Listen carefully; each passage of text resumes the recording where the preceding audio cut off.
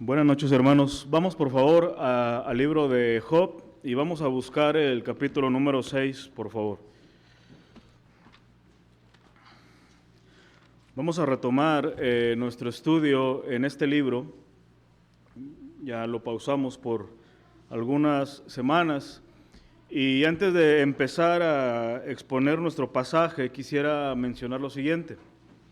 Una de las ventajas cuando estudiamos un libro o una carta de manera consecutiva es que nos podemos exponer a la secuencia lógica y nos permite ver de manera detallada el pensamiento de manera progresiva y cómo va en aumento hasta llevarnos a entender el porqué de esa carta o de ese libro. Si tan solo los aislamos, no vamos a poder entender el pensamiento general. Ahora, sería muy pesado, tanto para escuchar como para tratar de exponer de un solo tema toda la carta y todo el libro, para poder tener el panorama completo. Pero hasta aquí hemos visto algunas cosas. Para nosotros que tenemos la revelación completa, ya sabemos cómo termina esta historia, ya sabemos que al final Dios se revela a Job como mayor que sus preguntas, mayor que sus cuestionamientos. Es por eso que Job, al finalizar el libro, él dice: yo pensé que te conocía, pero hasta el final él entiende que aunque era un verdadero creyente, su conocimiento respecto a Dios estaba limitado. Ese problema que tenía Job de no conocer a Dios verdaderamente y el no conocer él su propia historia, le llevó a lo largo del libro a cuestionar a Dios, a sufrir de una manera grande, al tener que lidiar con el pensamiento de sus amigos. Él no sabía que Dios había permitido a Satanás que lo probara. Él no sabía siquiera que la opinión de Dios sobre él mismo era que él era un varón justo y recto e íntegro, por encima de la opinión de sus amigos que le decían: mira, tú estás pasando esto por tu pecado, arrepiéntete, porque ¿cuál justo sufre? Recordemos que sus amigos tenían conceptos correctos sobre Dios muchas veces, pero habían fallado al discernir y al aplicar ese conocimiento sobre Job. Pero en el punto que estamos aquí, en el capítulo 6, ya Job emitió su primer discurso en el capítulo 3, donde fueron sus primeras palabras una vez que él es probado de manera grande.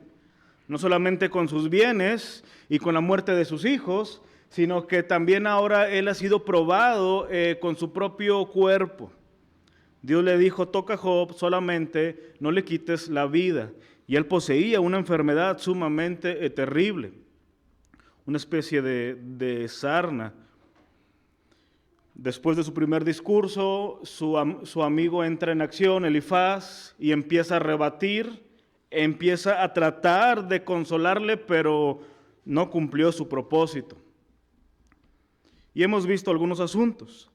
En el capítulo 6 vamos a ver solamente 13 versículos bajo el siguiente título: que Cristo reine, no nuestras emociones. Que nuestro Señor Jesucristo reine sobre nosotros, que Él ejerza su señorío sobre nosotros y que nosotros podamos estar sumisos al señorío de Cristo y no a nuestras emociones. De hecho, nuestra vida de fe continuamente está expuesta a este peligro tan sutil y tiene grandes repercusiones. Porque por un lado, como creyentes, todos los días nos enfrentamos al emocionalismo, es decir, a dejar que nuestros sentimientos interpreten nuestras circunstancias y cómo obra Dios. Esto es algo tan sutil que lo hacemos casi de manera tan natural que no nos percatamos que casi siempre que vivimos algo, que pasamos algo, lo interpretamos a la luz de lo que yo siento, de lo que yo pienso, de lo que yo creo que debería de ser. Esto es poner los sentimientos por encima de la verdad de Dios o de las Escrituras. Pero por otro lado, también como creyentes corremos el riesgo de adoptar una fe de un tipo estoica, es decir, el estoicismo es aquella corriente filosófica que prepondera el dominio propio, el estar firme y no dejar que nada nos altere. Y a veces nosotros, en esa buena intención de decir que lo que debe de reinar sobre nosotros es la teología y la enseñanza, pareciera ser que nuestra teología muchas veces saca de nosotros los afectos, la devoción, la piedad, la manera práctica. Si nuestra teología no nos lleva a una experiencia profunda con el Dios Trino, evidentemente hay un hueco que no hemos cubierto de nuestra teología, porque estoy convencido que el Señor no quiere a creyentes fríos, que con sus emociones no honren al Señor, y esto es una realidad, porque Dios nos creó con emociones, con sentimientos. Es por eso que existe la posibilidad que seamos hombres entendidos de manera teológica, pero faltos de devoción a Dios, sin una piedad evidente. En el pasaje que hoy vamos a ver de manera rápida los peligros de ser dominados por nuestras emociones y sentimientos.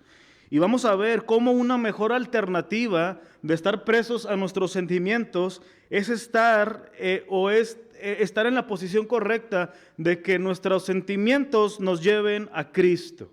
Ese es el fin, de que lo que estamos sintiendo, lo que estamos pasando, tener la habilidad en el Espíritu de Dios de hacer que esto nos conduzca a Cristo, de tal manera que Cristo prepondere por lo que yo estoy sintiendo. Así que vamos a ver estos pasajes en dos sencillos encabezados. En primer lugar, vamos a ver el peligro de ser dominados por nuestros sentimientos. Como he venido diciendo, después de haber sido probado Job y haber experimentado sucesos como la pérdida de sus bienes, la muerte de sus hijos y el dolor y el reproche de su esposa, ahora él se halla en la difícil posición de ¿y ahora qué hago? Era tal su dolor que no tuvo un momento de paz para reflexionar sobre ¿y ahora cómo voy a responder a esto que Dios me está permitiendo? Y ese es uno de los poderes que tiene el dolor y la aflicción sobre nosotros. Estamos tan ocupados en ese dolor, en esa aflicción, en esa prueba, que muchas veces en medio de todo ese caos no nos ponemos a reflexionar en el Señor y decir, bueno, ahora que el Señor ha permitido esto, ¿cómo es que debo de responder ante esta situación según las Escrituras? Estamos tan apresurados que a veces no hacemos este ejercicio. A partir del capítulo 3 notamos que Job se ha permitido una queja grande de tal manera que pide morir, que pide ya terminar con su sufrimiento.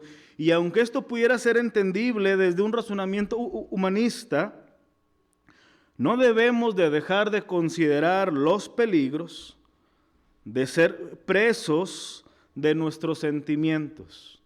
O como hace algunas semanas mencionábamos el siguiente término, pasible. Recordemos que Dios es impasible de tal manera que todo lo externo no altera lo que Dios es. Pero nosotros, como criaturas y como hijos de Dios, sí somos personas pasibles. Lo que pasamos, a lo que estamos expuestos, sí altera nuestra manera de ser, sí altera nuestra conducta. Y mencionaba aquel ejemplo que un hombre cuando va camino a su trabajo o a sus compromisos, si va con un tiempo ya corto para llegar a su destino, un semáforo en rojo, un accidente puede provocar que él se altere. Al hombre más dominado, al hombre más tranquilo, un simple semáforo tiene la capacidad de alterarlo. Lo grandioso y la buena noticia para nosotros es que Dios es impasible y que no existe nada del mundo, de nuestra conducta, que altere lo que Dios es.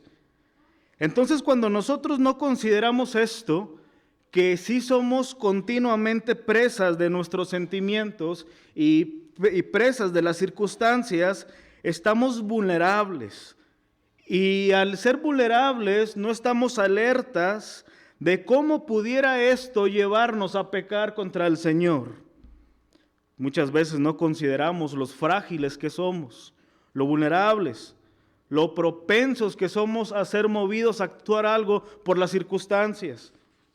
A veces nos vemos tan firmes, tan determinados, tan poseedores de un carácter ya hecho completamente, que decimos, bueno, a mí no me va a afectar nada lo que pasa, lo que otras personas hacen, lo que mi familia decide, etcétera, etcétera, y eso los hace estar vulnerables. El apóstol Pablo dice en Efesios capítulo 4, versículo 1, yo pues preso en el Señor, os ruego que andéis como es digno de la vocación con que fuisteis llamados. Y cito a Pablo para poner un ejemplo, que si el apóstol Pablo hubiese sido principalmente preso de sus sentimientos, y dada su circunstancia de prisionero en Roma, él quizás hubiera emitido un mensaje desde la cárcel de conmiseración y hubiera advertido a los creyentes que tuvieran cuidado de no predicar el evangelio en ciertos lugares porque pudieran acabar como él. Pero Pablo no dice esto. Él no estaba prisionero de sus circunstancias, sino que dice, yo pues preso en el Señor, sometido al Señor, es que les digo que a pesar que estoy prisionero, literalmente, ustedes tienen el deber de dirigirse según el evangelio que han creído. Qué confrontante o qué retador es lo que dice el apóstol Pablo. A eso es a lo que nosotros debemos aspirar como creyentes del verdadero Dios, a ser prisioneros de Cristo y no de nuestros sentimientos. Leamos los primeros 7 versículos de Job capítulo 6 para ir viendo y exponiendo nuestro primer punto. Los peligros de ser prisioneros de nuestros sentimientos. Me siguen por favor con su vista. Respondió entonces Job y dijo, oh, que pesasen justamente mi queja y mi tormento, y se alzasen igualmente en balanza, porque pesarían ahora más que la arena del mar. Por eso mis palabras han sido precipitadas, porque las saetas del Todopoderoso están en mí, cuyo veneno bebe mi espíritu, y terrores de Dios me combaten. ¿Acaso gime el asno montés junto a la hierba? ¿Muge el buey junto a su pasto? ¿Se comerá lo desabrido sin sal? ¿Habrá gusto en la clara del huevo? Las cosas que mi alma no quería tocar son ahora mi alimento.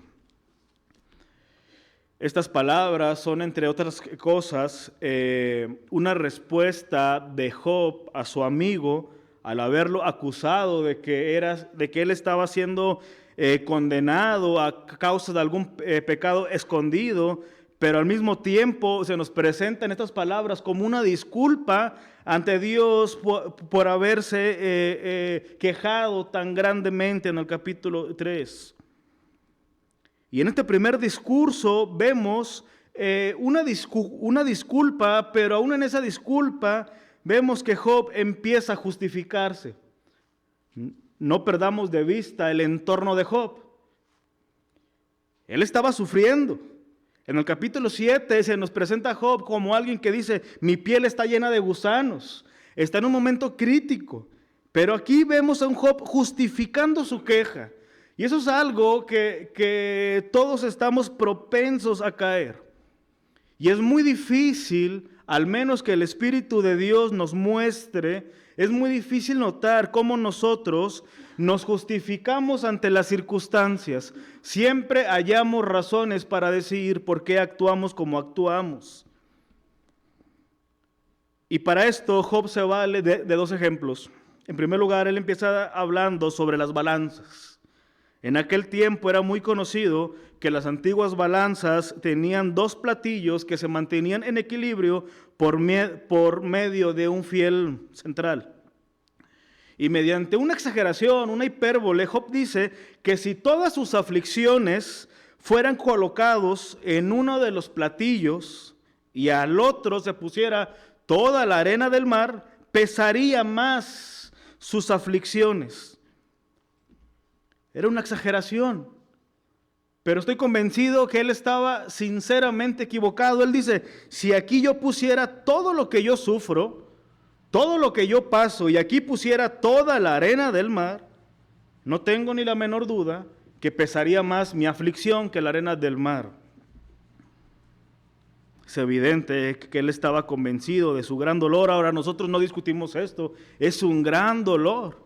Yo creo que con una vista rápida, nadie de aquí ha experimentado lo que es perder a un hijo, en verdad, como fue en el caso de Job, perder en un solo día todos sus bienes, lidiar durante meses con una enfermedad tan maligna y todo eso junto. Pero aún así, esto nos hace ver la posibilidad de cuando estamos tan ensimismados en nuestra circunstancia y le permitimos a nuestro corazón que hable y no al Evangelio, dimensionar de manera contundente y muy amplia nuestra situación.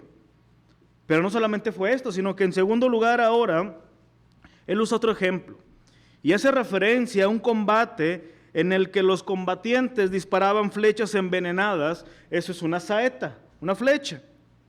Pero en su profundo dolor, Job dice que Dios lo había usado como blanco para disparar esas flechas envenenadas que le causaban tanta enfermedad, y esto hacía ver que Dios fuera como un enemigo que lo estaba atacando, como un cruel tirano que se gozaba o se deleitaba por haber conquistado a Job, lo equivalente a lo que hacía un general cuando sitiaba una ciudad. Ahora, noten en estos dos ejemplos, hermanos, una cosa en común. En ambos ejemplos, lo que predomina es el sentir de Job. Él sentía que sus desgracias eran más grandes que toda la arena del mar juntas. Pero en segundo lugar, él sentía que Dios estaba en su contra. Aunque Job admite que sus palabras eran imprudentes e impulsadas por lo que estaba pasando, no podemos dejar de considerar estos peligros cuando estamos prisioneros de los sentimientos y de las circunstancias. Una de las razones por la que hace tan peligroso el ser prisioneros de nuestros sentimientos es que cuando estamos en esa condición, tendemos a hallar razones justificables para nosotros para permitirnos conducirnos de cierta manera. Cuando lo que predomina es el sentimiento y no la verdad de Dios, yo siempre voy a hallar buenas razones para decir, por esto me comporto de esta manera, aun cuando mi conducta sea opuesta al Evangelio. Siempre voy a hallar algo, siempre voy a hallar a alguien, siempre voy a hallar algo. Es por eso que es un peligro, porque nos puede poner en contra del Evangelio. Otra razón para decir por qué esto es tan peligroso es porque cuando los sentimientos preponderan sobre nosotros, hacemos de una posibilidad la realidad. No sé quién fue el autor original de la siguiente frase, pero alguien una vez dijo que las personas suelen sufrir más por lo que se imaginan que por lo que es verdad. Y esto es cierto. Cuando los sentimientos preponderan y reinan, la persona está tan ensimismada que hace de esa posibilidad como algo real. Esto está pasando y no deja la posibilidad de que quizás su corazón lo esté engañando y llevándole a considerar algo que no es correcto. Cuando las personas, o para hacerlo más personal, cuando nosotros maquinamos y bajo cualquier circunstancia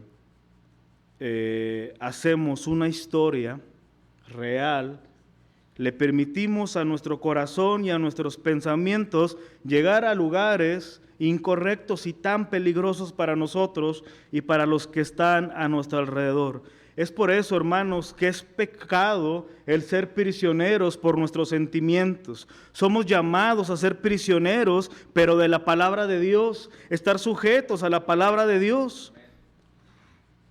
Nosotros, hermanos, no poseemos el adjetivo de ser infalibles. La infalibilidad no aplica para nosotros ni para nadie. Para ningún creyente devoto, ni para un pastor, ni para alguien maestro, el término infalibilidad solo aplica a la palabra inspirada de Dios. Es por eso que nosotros continuamente deberíamos desconfiar de nuestros corazones, desconfiar de nuestros pensamientos, desconfiar del consejo de nuestro corazón.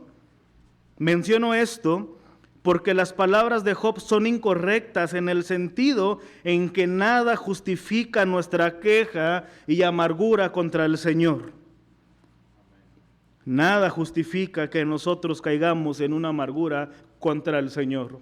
Es por eso que creemos nosotros que el Evangelio está opuesto a la psicología de nuestros días, porque la psicología siempre va a hallar una razón para decir por qué nos comportamos así.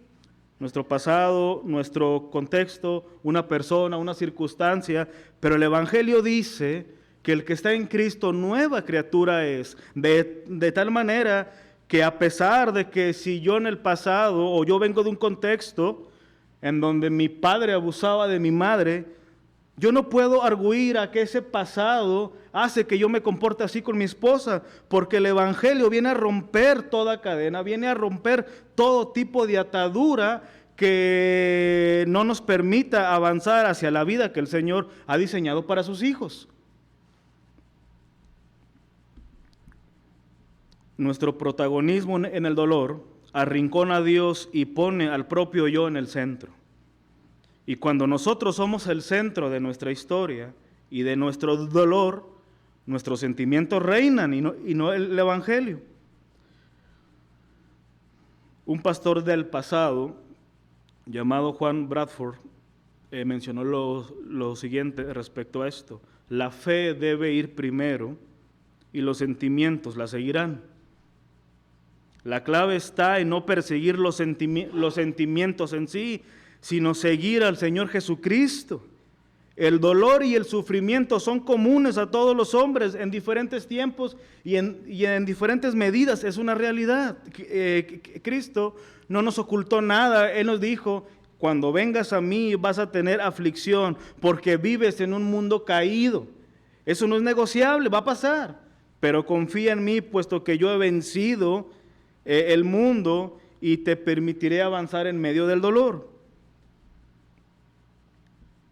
Así que nosotros, a pesar de que experimentemos el temor que viene con las pruebas severas, tenemos un refugio en el carácter de Dios y en sus promesas. Él nos ha dicho que cercano está el Señor a los quebrantados de corazón y Él salva a los abatidos de espíritu, el Salmo 34:18. También Él nos hace una invitación que echemos nuestras ansiedades sobre Él, porque Él tiene cuidado de nosotros. Primera de Pedro capítulo 5, versículo 7. Así que en esta primera sección del capítulo 6 es evidente que Job sentía la necesidad de que sus amigos se dieran cuenta de la grandeza de su sufrimiento, de tal manera que ellos pudieran ver una causa justificable porque él decía lo que decía. Ahora, a favor de Job tenemos que decir que nosotros haríamos lo mismo, que nosotros tendemos a hacer lo mismo. No somos nosotros diferentes a Job. De hecho, nosotros somos muy propensos a buscar esto. Pero ¿sabes algo, hermano? Solamente podemos ver esto y llevarlo a Cristo de la siguiente manera. Job, en su dolor, quería ser comprendido por sus amigos y que entendieran por qué él estaba diciendo estas cosas. Pero cuando comparamos esto con el Señor Jesucristo, vemos una gran diferencia, porque cuando nuestro Señor estaba clavado en la cruz, Él sufrió más que cualquier hombre Y él no pedía que los hombres tomaran nota de su dolor, ni que entendieran su causa. A pesar de estar allí en el madero, él seguía intercediendo por los hombres, de tal manera que estando en esa condición, aún él dijo, perdónalos, puesto que no saben lo que hacen. Se seguía dando a sí mismo. Él rogó por el perdón de aquellos hombres que actuaban injustamente, no dejando que sus sentimientos o emociones preponderaran, sino que preponderara la verdad de Dios y el propósito por el cual Él había venido a morir. Pero esto nos lleva, en segundo lugar, hermanos, a considerar cómo nuestros sentimientos deben llevarnos a Cristo. Veamos una vez más los versículos 5 al versículo 7. ¿Acaso gime el asno montés junto a la hierba? ¿Muge el buey junto a su pasto? ¿Se comerá lo desabrido sin sal? ¿Habrá gusto en la clara del huevo? Vemos en estos versículos que Job persiste en tratar de justificar su queja. Y aunque su razonamiento es verdad, no podemos encasillar a Dios dentro de ese razonamiento. Él empieza diciendo que los asnos y los bueyes necesitan comer para estar satisfechos y poder sobrevivir. Si están hambrientos, es lógico que se quejen. Él imploraba comprensión y solidaridad de parte de sus amigos, pero no la recibió. En vez de ello, recibía el reproche. Así que las palabras de Elifaz en el capítulo número 4 tan solo agregaron desdicha a la ya miserable condición de Job. Es por eso que cuando él dice o habla de lo desabrido, muy seguramente esté aludiendo a las palabras de Elifaz. O sea, sus palabras no cayeron con gracia, sus palabras no fueron degustables, ni fue como un bálsamo en el dolor. Todos aquí han experimentado eso en alguna circunstancia, cuando alguien llega a tu lado y te da unas palabras de gracia, emanadas de la palabra, con sabiduría, son como un bálsamo que nos curan, que nos sanan y que nos dan paz. Pero también hemos experimentado el opuesto, esas palabras sin sazón, sin sabiduría, que lejos de dar paz al creyente, causan más dolor. Bajo lo que estamos aquí exponiendo, hermanos, es necesario precisar lo siguiente. ¿Cómo respondemos nosotros ante alguien que ha sido presa de sus sentimientos? Bueno, aquí nos es preciso recordar esto, que la empatía, la gracia y la misericordia hacia nuestro prójimo no debe de conducirnos a justificar lo incorrecto. Debemos de ser misericordiosos en tratar de entender todo lo que rodea a la persona y considerarnos a nosotros mismos como frágiles y propensos a pecar de la misma o de peor manera. Pero esa gracia que le otorgamos al que está siendo prisionero de sus sentimientos es para conducirle a Cristo, no para justificar su error. Cuando le concedemos esa gracia, le estamos recordando y anunciando que solamente en Jesús hay perdón de pecados, que solamente en Jesús hay salvación y que solamente en Jesús hay verdadero descanso y que fuera de Cristo no hay esperanza para aquel que está dando lugar al sentimiento como una verdad absoluta. Así que mi responsabilidad ante alguien que está siendo prisionero de sus sentimientos es llevarlo como Cristo es la verdad y no su sentimiento del momento. En los versículos 8 a 9 vemos lo siguiente. ¿Quién me diera que viniese mi petición y que me otorgase Dios lo que anhelo? Y que agradara a Dios quebrantarme, que soltara su mano y acabara conmigo. Sería aún mi consuelo si me asaltase con dolor sin dar más tregua. Que yo no he escondido las palabras del santo. Vemos una vez más a Job pidiendo algo que el Señor no le concede. Él quiere morir, pero Dios en su gracia y en su paciencia no le da lo que quiere. Dios se ha propuesto conservar a Job para al final que él pudiera experimentar una bendición mayor que al inicio. Pero Job desea algo diferente.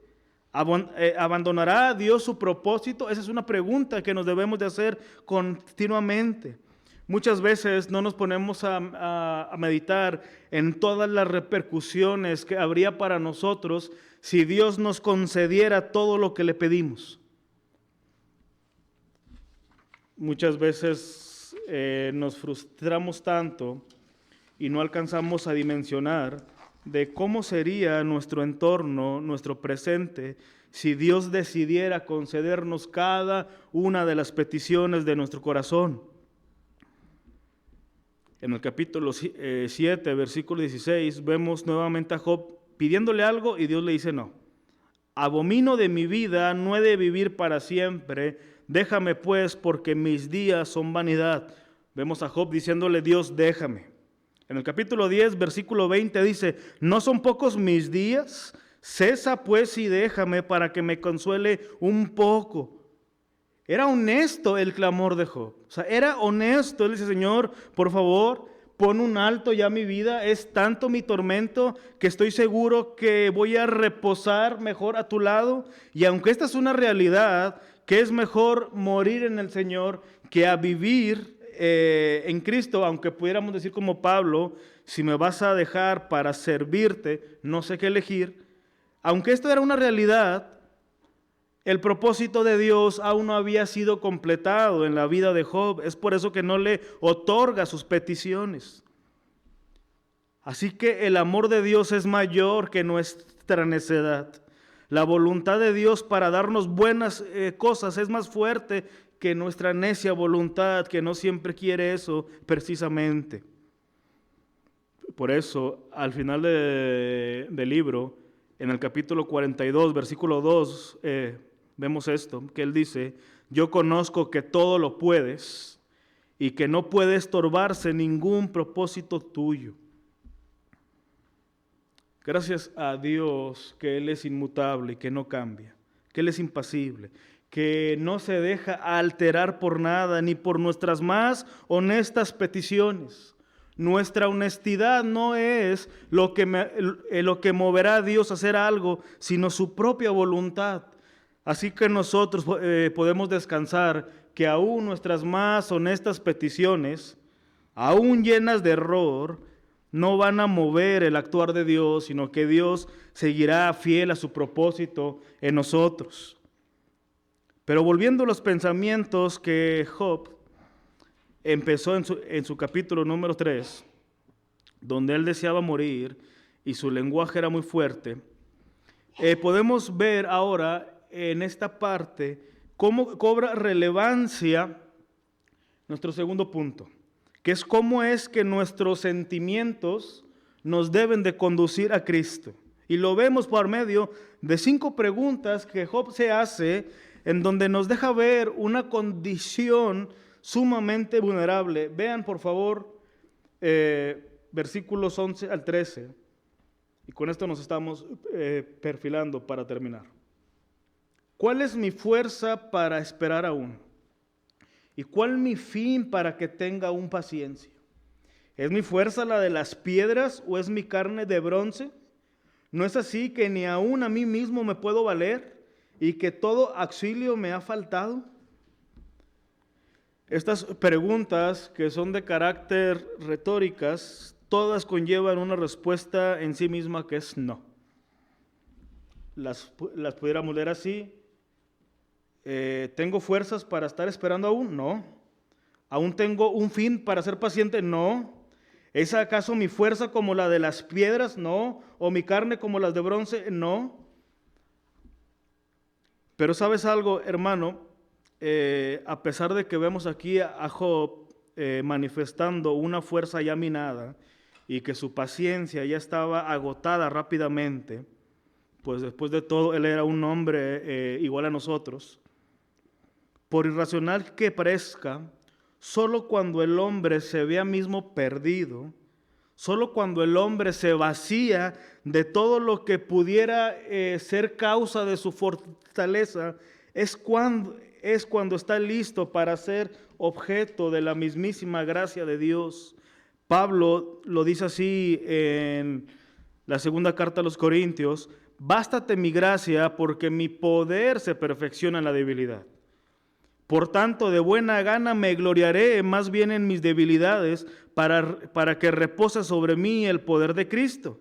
Por lo cual, por amor de Cristo, me gozo en las debilidades, en afrentas, en necesidades, en persecuciones, en angustias, porque cuando soy débil, entonces soy fuerte. El hombre que aún en su debilidad y aún en su dolor sigue siendo necio, porque arguye a su carácter, a su valor, a su experiencia para afrontar las situaciones, no está listo para ser objeto de la gracia de Dios. Solamente aquel hombre que se ha vaciado de sí mismo, que reconoce su incapacidad, que reconoce su insuficiencia y que reconoce que está totalmente perdido, es aquel hombre que será objeto de la gracia de Dios. El salmista lo manifestó así: alzaré mis ojos a los montes. ¿De dónde vendrá mi socorro? Mi socorro viene de Jehová, que hizo los cielos y la tierra. Pero ¿cómo nosotros vamos a poder ver a Dios como nuestro socorro si nosotros seguimos confiando en nuestras fortalezas?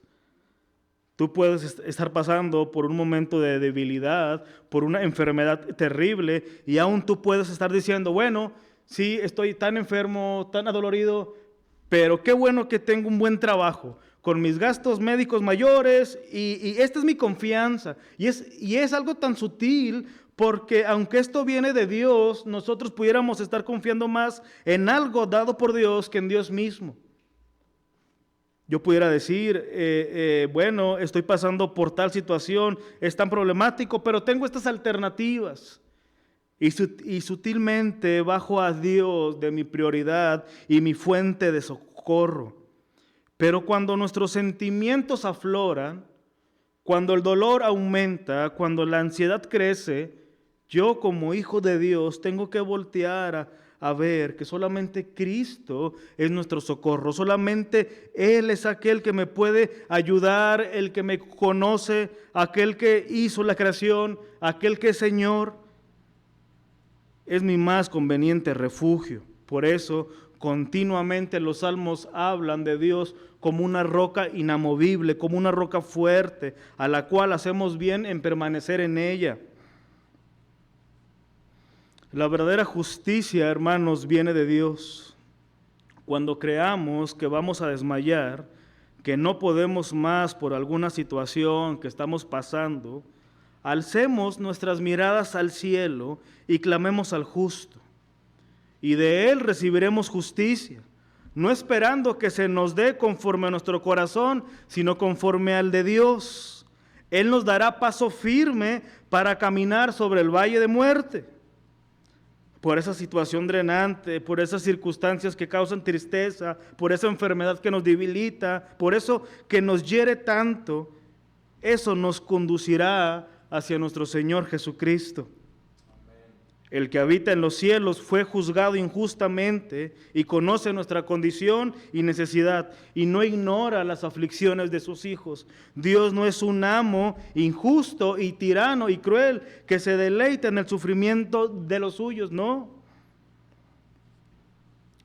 El Dios de amor, el Dios benevolente, está por nosotros, en favor de nosotros, cumpliendo su propósito eterno.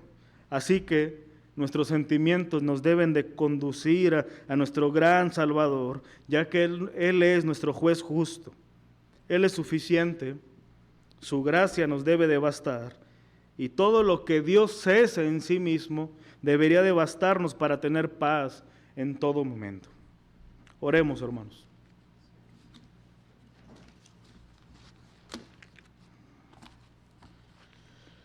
Señor, te damos gracias y a la vez te pedimos perdón porque tenemos que reconocer que muchos de nuestros actos no son impulsados por tu palabra. A veces creemos que estamos siendo bíblicos, que estamos siendo influenciados por tu palabra, por citar algún verso sin entenderlo correctamente. y no nos damos cuenta que estamos siendo presos de nuestro enojo, de nuestro dolor, de nuestros sentimientos en general, y no, Señor, por Cristo. Así que te suplicamos que nos perdones por esta realidad de nosotros. Somos débiles, Señor, y buscamos en ese sentimiento una justificación para seguir pecando. Pero rogamos, Señor, que en tu paciencia nos permitas caminar a tu lado, que tu palabra, Señor, more en nosotros, que podamos tener tu mente, que podamos hacer de tu voluntad, Señor, nuestra mayor búsqueda, y que podamos, Señor, salir victoriosos en todo momento. Gracias, Señor, en el nombre de Jesús. Amén.